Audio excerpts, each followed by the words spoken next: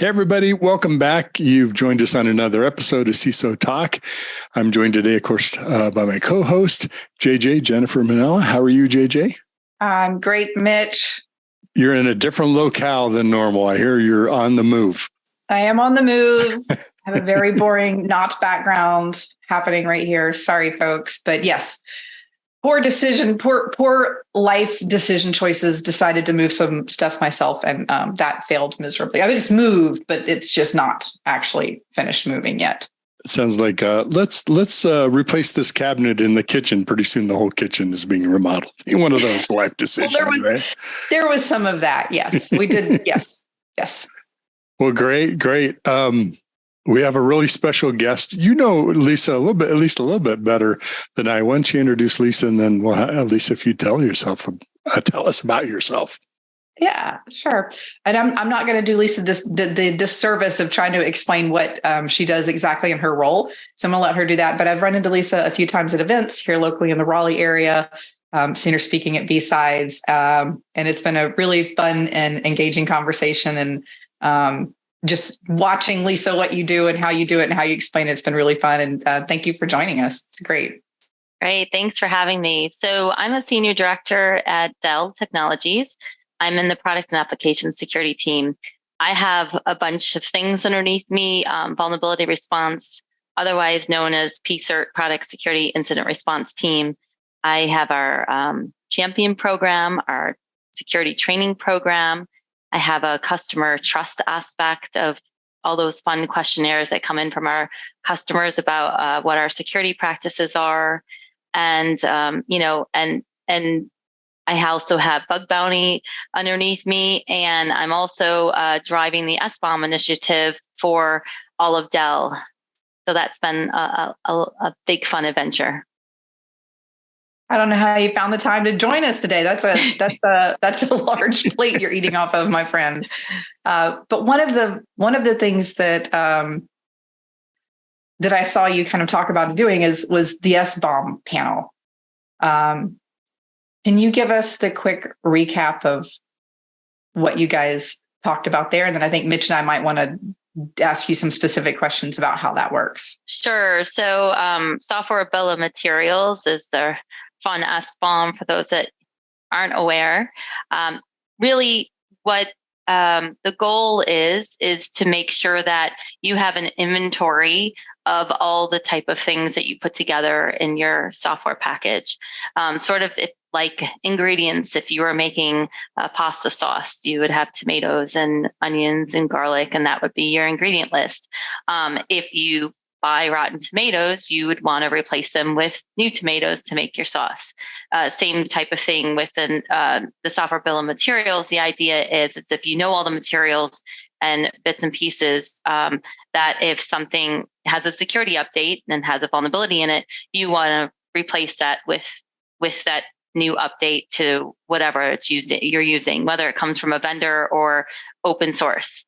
And you want to do that because, especially with open source and vendors, is open source vulnerabilities are publicly known and the code's available, and therefore they're more easily exploitable. If you think of that fun, Log4j vulnerability we had not too long ago. Interesting. I'm curious, did SBOM get introduced by you or someone on the security organization? Was it brought to you from the development teams? How did that surface as we need to do SBOMs and let's go down this path? Yeah, no, actually. So that's a really good question. I think in general, every security team will say, yes, you need to know your inventory. You need to upkeep it. It's your code that you're utilizing. And so we've always had it as part of our SDL practices, know what you take and update it. However, the SBOM initiative really got a lot of push by the executive order that Joe Biden put out. And so it's part of that. And with that, you need to be able to provide that bill of material in order to be in the market with the federal agencies. So it's a good and a bad thing that it's part of the executive order. The good thing is that it's sort of upped everybody's game, because now it's a regulatory ask and not just a, hey, Lisa, the security person is saying we need to do this. But then there comes some, bad things about it is that if you publish an SBOM, do the bad people now know what you have as your ingredients? Therefore, they could attack you better, quicker, and so that could be a little bit scary. And also the whole idea of what is a customer going to think if I say I'm using OpenSSL version 1.x or something, right? Then the customer might be like, "There's a new fix that came out for that version. When are you going to fix it? When are you going to fix it?" And it may be that we're not even vulnerable to that vulnerability, and therefore we don't need to apply that security update right now. So there's a lot of lack of that information, because within when you consume something like an OpenSSL or some kind of open source, you don't necessarily use all the components and parts of it. That's where in the talk, when we talked about it, we talked about the next journey of SBOM, which is VEX. And that it's an exchange of information, meaning I'm going to go and tell you for that new vulnerability that came out with something that's within my SBOM that you as a customer might be thinking, okay, are they affected? I now have this vulnerability in me, to say, are we investigating? Is it really applicable to us or is it not?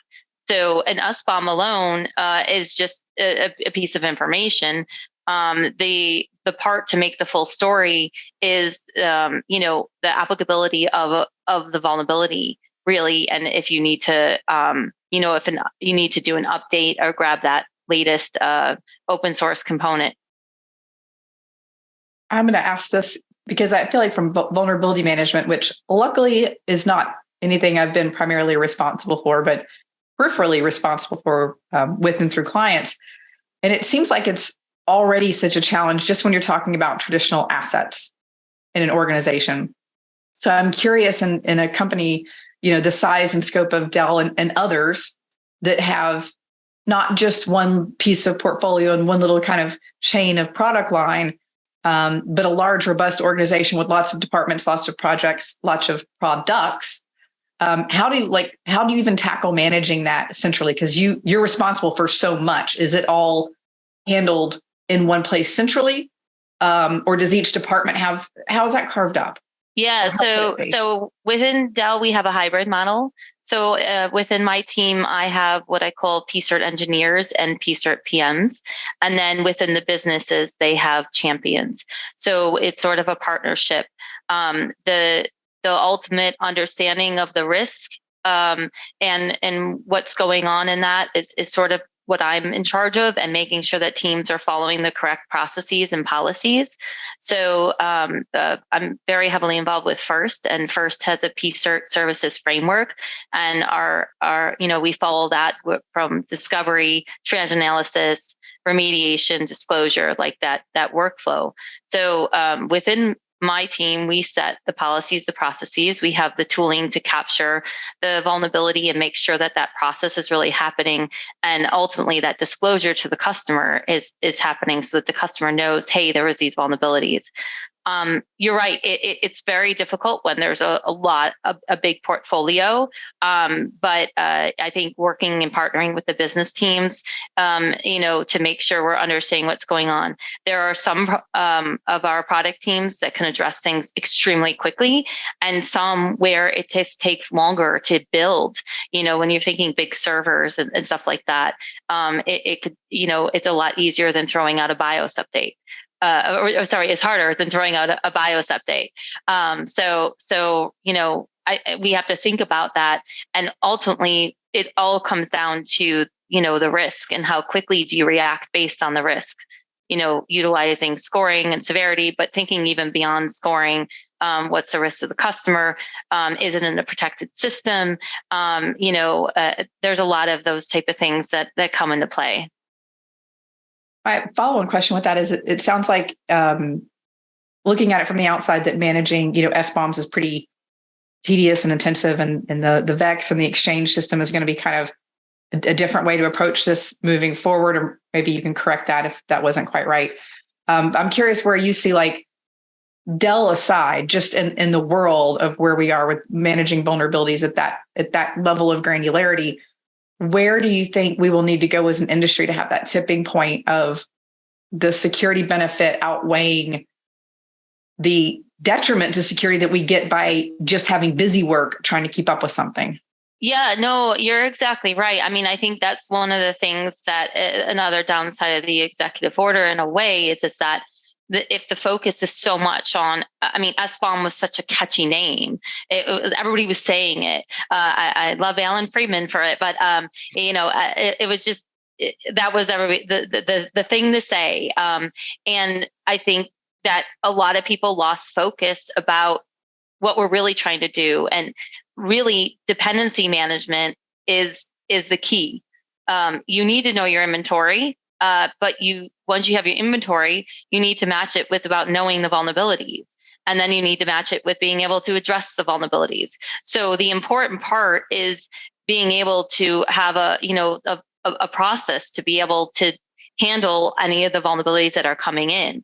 And so when I think of the industry as a whole, I think having a more mature process in handling the vulnerabilities, making sure that if you consume something, that you have a way to know about those vulnerabilities, that you have stronger relationships with your vendors that you're getting code from. Those are the type of things that you really need to be focusing on. I mean, the SBOM is it's just the inventory, right? And the majority of the time, the product teams knew their inventory. Maybe they weren't completely paying attention to it, and now this is going to shine a light on it. So that's where the focus needs to be on, is knowing them, fixing them, and figuring out how to fix them in a speed. If you think about open source vendor code, a lot of the times we get that code and we write so much code around it. We weren't thinking that we were going to have to keep updating it. So how do you decouple some of that open source? So that you could quickly apply that update? So those are the other things that I think us as an industry need to start thinking about. It's a really good point, because, there's numbers around what percentage of our software we ship is actually open source, and can be 80% here, some big numbers, maybe it's less than that. But it's in my experience running product development team on a much smaller scale, it can be introduced through a number of factors. You mentioned partners, business relationships, vendors that you're maybe bundling or reselling or part of your solution. It can be developers. This is a great new open source project that will help us, blah, et cetera. Have you had to put in new processes to help manage the introduction of software, and what risks come with that? Is it still kind of developer centric, and then we examine what they're doing, or do you control it more? I'm just curious. In a big organization, maybe you have more centralized things, but maybe not. I'm curious how you do that. Yeah, it's a little mixed. I would say the big push is that vetting of the open source has become more important now. I think before people would just grab it. It's the same thing actually with vendors too. I mean, those in the beginning, I was talking about how I have this customer security, customer trust aspect, and a lot of it is those questionnaires that come in. It's the same thing doing that on your vendors. What are their security practices? Are they doing SDL? Do they have vulnerability response? So that vetting becomes way more important now. In open source, it could be as simple as, are they even assigning CVEs? Do they have developers that are working on it? Do they have a defined end of security support life, like for that open source? Like, do they have some of these basic things? Have they, when they have a vulnerability, are they quickly addressing it? Have they said that they've done any security practices? All of those type of things you need to look at. And so we're spending more time, I think, figuring out how do we vet them better. But there's a lot of old code, right? And code, and we made a lot of choices. So now it's like running our own type of SDL type of practices on the code that we're getting, or that we've gotten from vendors, or we get from, even from open source. So a lot of that energy is now like one of the things that we're paying attention to. How is it different in the world of hardware? My bits of exposure to it, from IoT devices to, specialized hardware devices. It's not all running Windows and Android, right? or whatever software, Linux.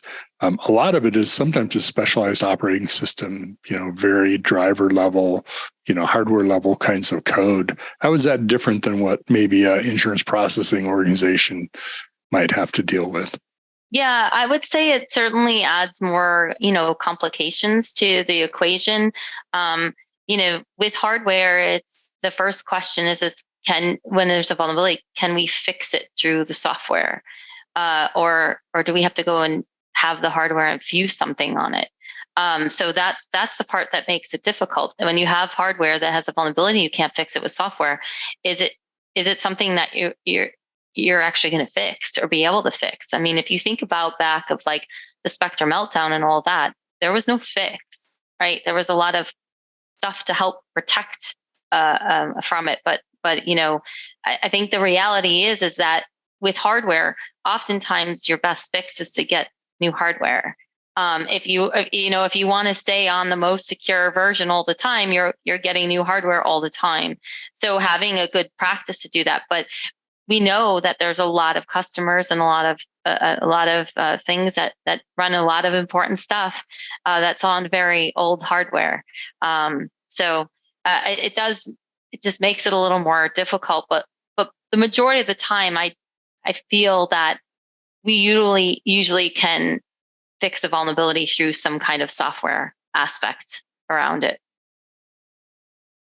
Lisa, you talked a little bit earlier. I'm switching gears a tiny bit, but you talked earlier about managing security training programs, and I'm curious about what the scope, because that could mean, in employees, your team members, your partners, your peers in other parts of the organization, customers, et cetera. I'm curious what all you're responsible for and kind of what's been working and not working in just generally in that space. Yeah. So we have with the champions, we have a champion training path that they need to do, and new employees need to cover it if they're a new champion. And it's a little longer path. It's a little more intense because the champions are the ones that are supposed to be leading the way of security within their business. And in the PCERT side, they're the ones that are supposed to be helping to make sure that the process is being followed and address the issues. So we have a belt system for training that we have. It starts with yellow belt, goes all the way up to black belt. And so each training gets a little more intense. For the general security training, it's across the whole company. Anyone can take it. Every developer and every new developer has to take the at minimum the yellow belt training, which is our first belt series. Like I said, as your champion, you start doing the higher belt training, but anyone's welcome to go down the path if they have that passion. So there's a lot of developers. I think there's probably about 20,000 at least developers. Don't quote me exactly, but that we're responsible for making sure that are trained on the security practices. And we have over about 1,000 champions too across the company. Lisa, are the champions dedicated people? Like, is that their role in the company, or are they tapped to kind of be an overlay for security on top of their normal roles? They're tapped on top of their normal roles. There are some that are more dedicated than others, like more of their time, but generally it's an extra type of thing, which is, always a little bit hard, but most of the time they're passionate about it. And I'm really lucky, in Dell, you have like the top people, Michael Dell himself, saying the word security all the time. So, it's just a natural part of the conversation now where, if I think back a few years, it just wasn't. So it makes it a lot easier. Before we were constantly changing culture. Now culture has changed, and now we get to take advantage of the fact that culture has changed and help drive the initiatives. And usually the business is we're partners in a way, instead of, oh, here comes the security team telling us what to do. It's more, we're going to drive because they want to do it just the same. Yeah. And I assume too, if the champions has a normal role in an organization, and then this is something on top of it, I would assume it makes that an easier conversation with their peers, because it's not just somebody else swooping in that doesn't understand what they're doing and how they need to get their job done. It's somebody who's a part of the company already. So that sounds like a really cool model. Yeah, well, yeah, and you have to think it's going to help the resume too. Because security is a good thing to have on your resume about now. Oh yeah. Well, and I would think most effective would be the security champion is someone to go to, person to help, but they sort of have an oversight, well, maybe I guess in some organizations it could be formally your role is this, but you want to be accessible to people, right? Versus the hammer. How do you balance that? Because there's always, you can make it more secure, but there's other factors too. Well, right. And that's where it you have to bring the risk into the equation to say, is it worth it? I mean, anytime you go to any developer and it's really, you could do this really cool feature, you can fix a vulnerability.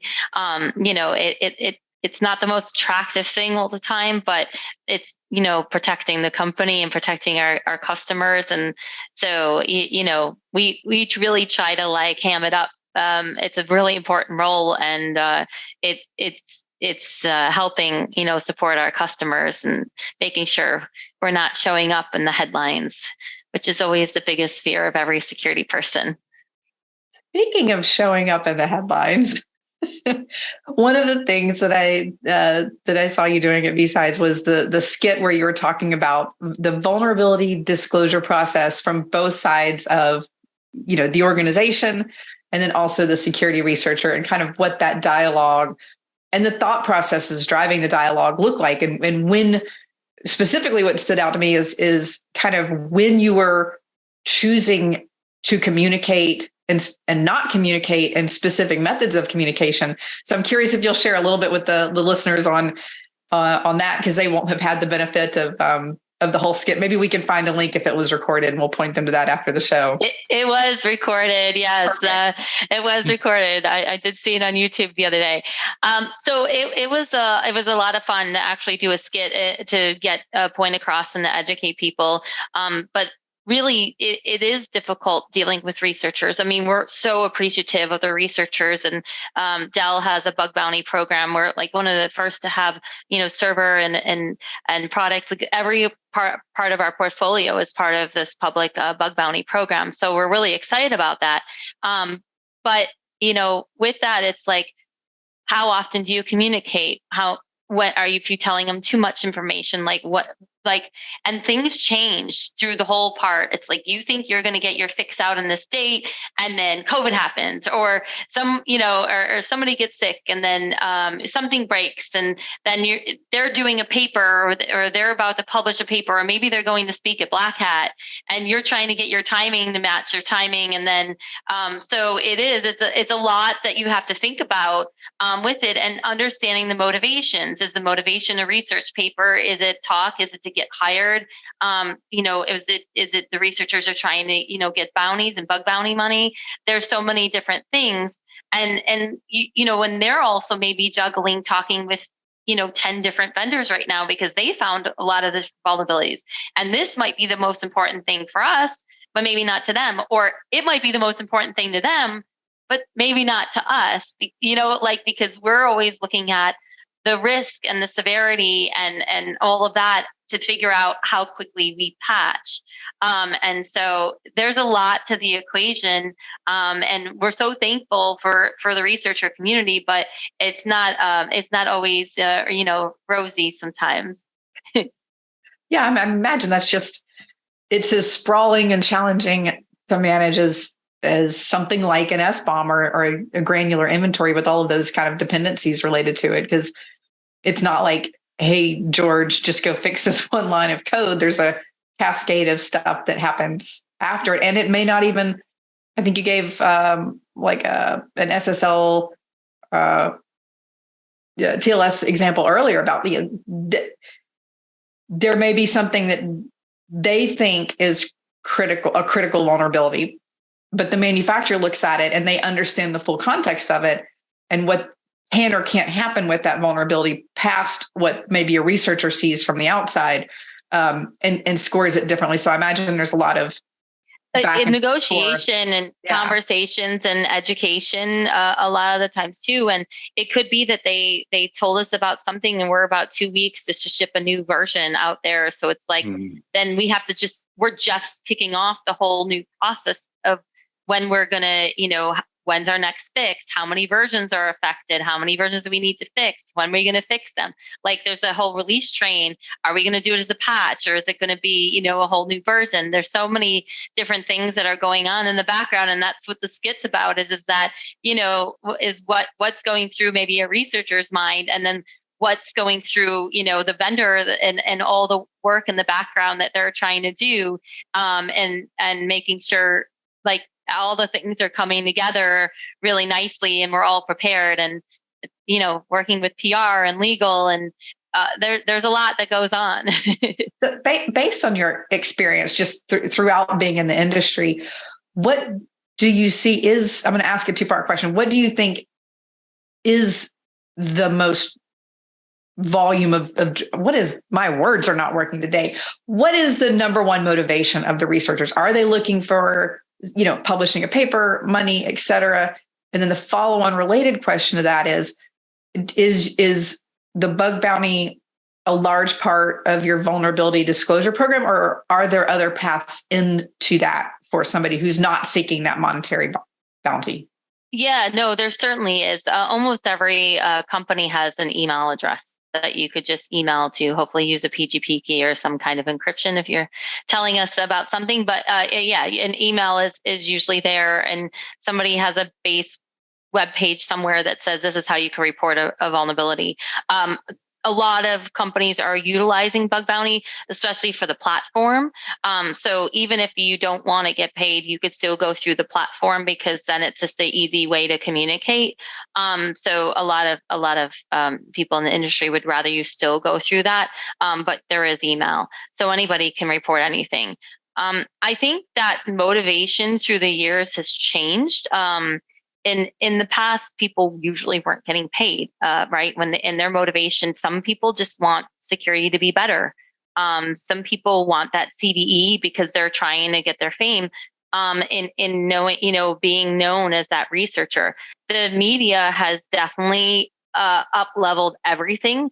Ever since Heartbleed, it's been a storm of it. And if you name the vulnerability that you find, that's something that is always fun to deal with.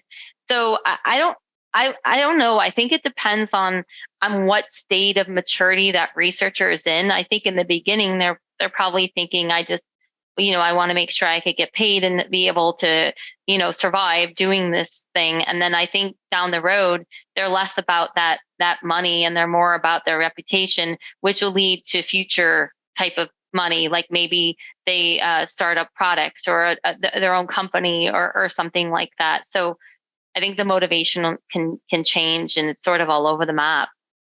I recently read an article. I'm sorry, I'm switching gears slightly here, but I'm curious on your opinion. I recently read an article that talked about the status of bug bounty researchers in terms of employment status, especially in California and states that are starting to crack down on the use of contractors. And so it was this long article, it was multiple pages about how I guess the state of California is trying to crack down further with these kind of independent contractors through specifically through bug bounty programs. And they are trying to force organizations I don't even know how this would work, but to convert them to full-time employees. And I'm curious if you've run into that at all. And if not, what is your opinion on that? Yeah, I would say we have definitely hired people who were researchers and that found vulnerabilities and we offered them jobs.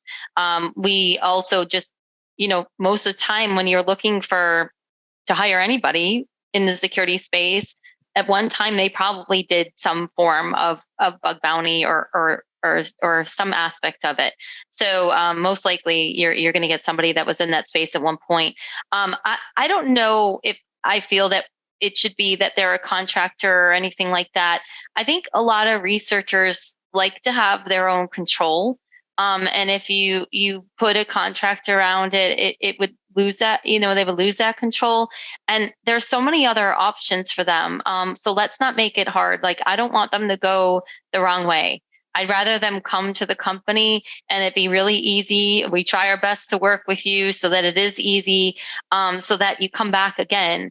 The last thing that a company wants is to be zero dayed, or be in the black net and like all that stuff. So I think if people are trying to make it more difficult, it makes me a little nervous because they could always turn the other way. We want them to be the good ones. Yeah, it felt like it was, I don't know the backstory to all of that. I'm curious to read more about it, but it felt like the government was helping too much. And because with a bug bounty program like that and independent researchers, the industry gets the benefit of each person's areas of expertise that overlap into something that's way more robust than hiring one person into that role. So yeah, I felt like that was helping too much, as my mom used to say. Yeah, well, that's why, pen tests alone aren't enough. That's just utilizing the crowd and the different skill base is really the important piece here. I'm interested too, because you've had this great career where you've been a software developer, led and software teams, and then moved into security and incident response. And through that journey, how we use the cloud, what the cloud has become, and how we develop software, but internally and also on the cloud, and things like DevOps and automation of IT, of tools, tool chains, and workflows. Now, so the software that you're providing can be plugged into other people's automation. Hopefully, they are. There's a lot of stuff that Dell does that's intentional for that. And not to pick on SolarWinds again, but that was very much of an attack that's about getting into the software development process chains.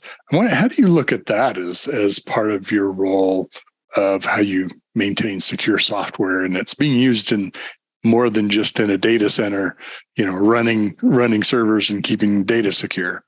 Yeah, no, that's a great question. And so that's sort of the evolution that Dell's on right now. We had traditional products and applications like our Dell.com, but we're really evolving into more of the offer space and as a service space. So we're also evolving our security team to be able to look holistically at everything. So when you say an offer, we're looking at, the infrastructure, we're looking at the product, the Dell products that are going in, and every piece in it of it.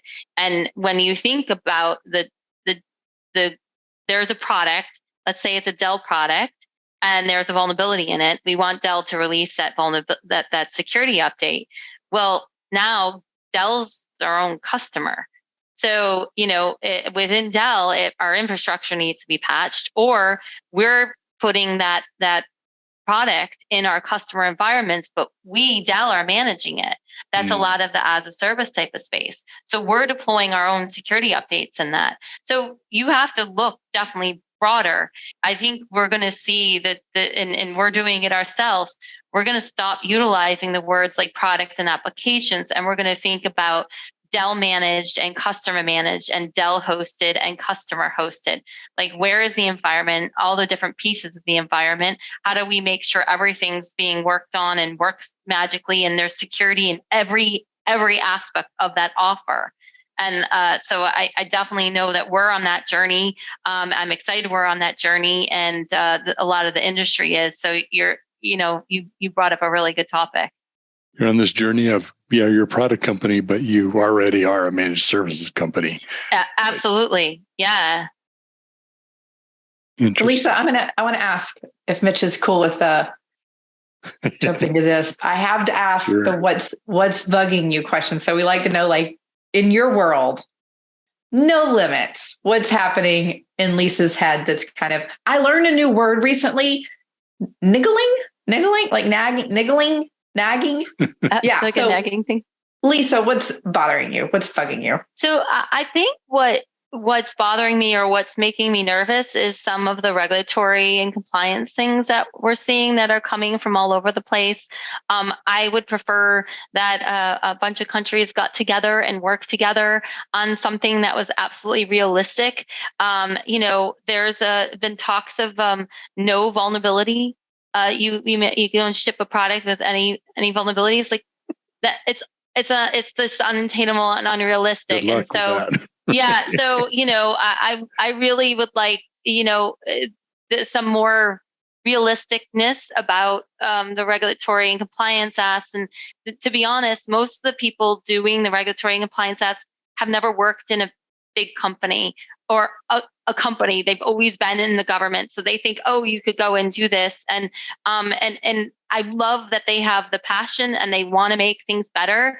And for example, same thing with SBOM. Like there's good and there's bad about it. And when you have a regulatory ask, it ups everybody's game. But we have there's some unrealistic expectations, like no vulnerability, that's been really bothering me lately.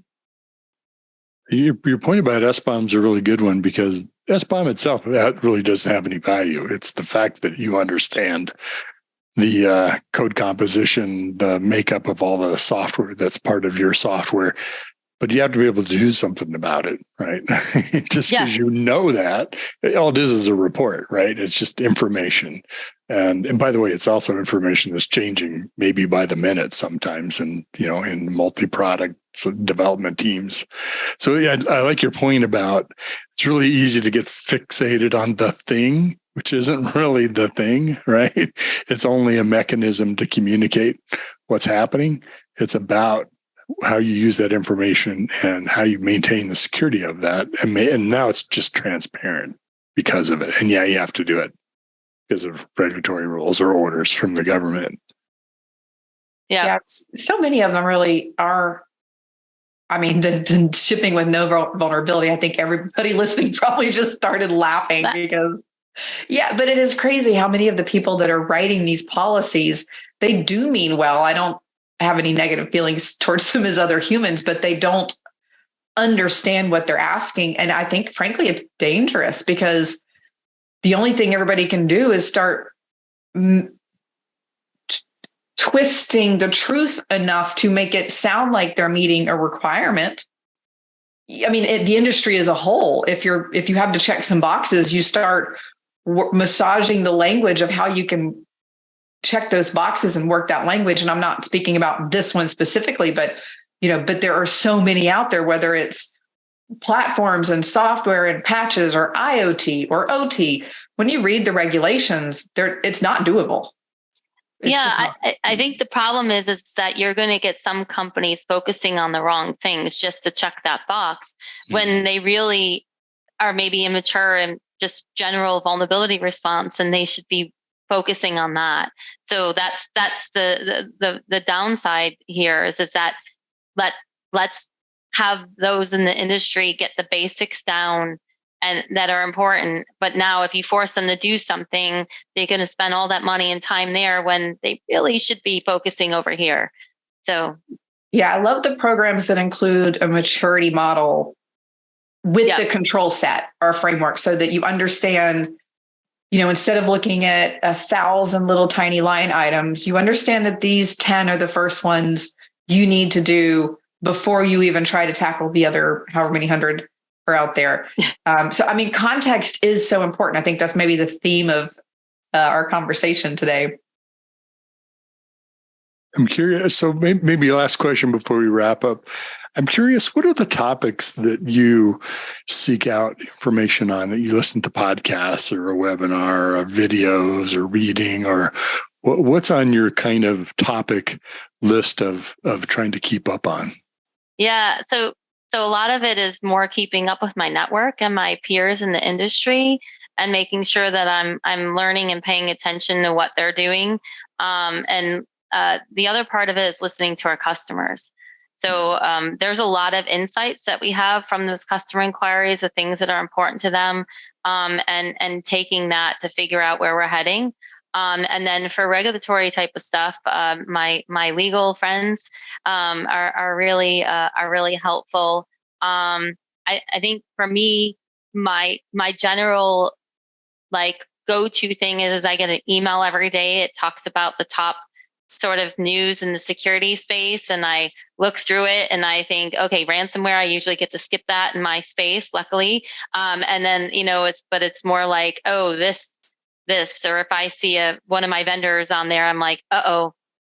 So if it's hitting a hot spot, that means our customers are seeing it, and I need to make sure I'm prepared to be able to answer their question, or hopefully we already know about the issue.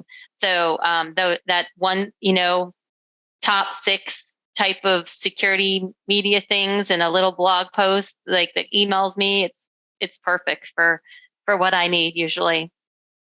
And Mitch, I have one more question. Yeah, go for it. We can end with this one, I think. And at least I'm going to put you on the spot a little bit, but not too much. Out of the breadth of things that you're managing, what, if you had to pick one thing that you find the most rewarding, that drives you, that keeps you going and gets you up each day, what out of all of those programs you're managing does that? So right now, the dependency management stuff is really exciting to me. I've kicked it off in a few companies. I've never really seen it fully done within the industry, being able to have that complete picture. And so I'm really excited that if we have an inventory for every product, and that we have a system to be knowing about those vulnerabilities, and we could programmatically tell them about a vulnerability, they fix it. We know they fix it. We could even then programmatically create our security advisories, for our customers. Like, to me, that's what's so exciting to me, because I've been in a few different companies with various maturity levels. And like, if we hit this, like we hit their nirvana to me of like, we have that perfect, mature every aspect of a piece cert. And so I'm really excited about it.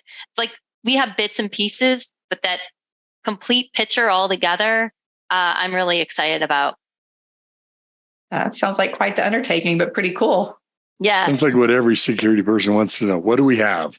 Right. That's what we start with. Yeah. It's like, we know we have them, and the product teams know it, but putting that whole system together to be, to have more automation, and that, yeah, it's exciting. Excellent. Well, thank you for joining us. Lisa, you've been a fascinating guest. We didn't run out of questions. I think JJ and I could talk to another 2 hours with you. Matter of fact, we want to have you back on some other panels and things that we have going on. It's fascinating to talk with you, and also just to learn the evolution of how the security world has changed and how software has influenced that for you, and focusing on software decomposition and understanding of that. Just as I haven't heard that from a security person before. That's my favorite topic. So thank you, Lisa Bradley, who is your title Director, Product and Application Security at Dell. Is that correct? Am I getting that right? Yep. All right, great. Well, hopefully we see you on another panel or on the speaking circuit and in our network of peers that we're keeping up with. So thank you for what you do. Thanks for having me here. And thanks, JJ. Great questions, as always. Great to see you all. Welcome to the Tech Strong family. Welcome. Thank you, everybody, for listening. And we will have another exciting guest. I don't know. It's hard to keep getting better and better, hopefully as good as Lisa on our next episode. I'm sure we'll have a great guest. Thanks for listening, and we'll join you soon.